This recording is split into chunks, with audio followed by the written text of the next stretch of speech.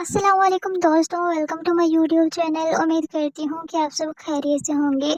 हम चलते हैं कफ़ीर ड्रामे के अगले प्रोमो की तरफ। जैसा कि हमने देखा कि ज़ेबा जामी से गुस्से होकर अपने घर वापसी आ जाती है। वो ये कहती है कि उस बंदे ने ना मेरी कफ़ालत उठाई और ना ही मेरे बच्चों की कफ़ालत उठाई। वो इतना तो कर सकता था कि मेरी कुर्बानियों को ज़ाया ना करता और हमारा ख़्याल करता। तो ये सब देखकर फरजाना, जो कि जामी की वालदा हैं, वो बहुत ज़्यादा फ़िक्रमंद होती हैं और कहती हैं कि जामी अब तुम क्या करोगे। तो जामी कहता है कि अब वो औरत जलील होगी और मिन्नत समाजत करके ही वापस आएगी। तो फरजाना अपना दुपट्टा उठाती है और ज़ेबा के घर की तरफ रवाना हो जाती है और यहाँ आकर उसकी बहुत ज़्यादा मिन्नतें समाजतें करती हैं। लेकिन ज़ेबा कहती है कि अब तो मेरे बच्चों को भी उनके बाप से नफ़रत हो गई है, क्योंकि उस बंदे में बाप कहलाने वाला कोई भी रिश्ता नहीं रहा। उस बंदे ने ना ही मेरी कफ़ालत उठाई और ना ही मेरे बच्चों को कफ़ालत उठाई, और उस बंदे ने हमें बहुत ज़्यादा ज़लील किया। और जैसे कि ज़ेबा वो रात को बड़ी बेचैन होती है, अपने बेटे को कहती है कि बेटा आज की रात बहुत ज़्यादा अलग है, क्योंकि सुबह को हमारा खुले का फ़ैसला होना है।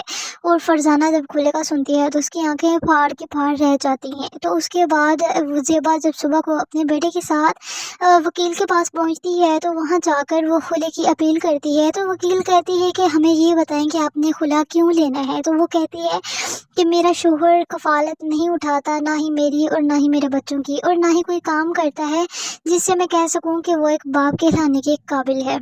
तो उसके बाद वो वकील जो होती है वो कहती है कि ये कोई सॉलिड रीज़न नहीं है, आप हमें कोई एक सॉलिड रीज़न बताएं ताकि हम आपका खुला करवा सकें। लेकिन उसके पास ऐसा कोई भी रीज़न नहीं होता, तो जिसकी बुनियाद पर वकील उनका खुला करवाने से जवाब दे देती है। और ये सब देखकर ज़ेबा बहुत ज़्यादा परेशान हो जाती है और कहती है कि मैंने कितनी दुआएं की थी कि हमारा खुला हो जाए, लेकिन इस बंदे ने कोई ऐसा रास्ता नहीं छोड़ा। और दूसरी तरफ सबूर, जो कि अपने वालिद से इतनी ज़्यादा नफ़रत करता है, और वो कहता है कि अब मैं अपनी माँ को अपने बाप के पास नहीं जाने दूंगा, क्योंकि उसने जितनी उसको तकलीफ़ें देनी थी वो दे ली है। अब मैं ज़िंदा हूँ और मैं अपनी माँ का ख़र्चा उठाऊंगा। और दूसरी तरफ उसका वालिद कहता है कि अब बेटा कमाना स्टार्ट हो गया है तो हमारी क्या ही कदर होगी, क्योंकि हम मेरी कुर्बानियाँ तो किसी को दिखती ही नहीं है।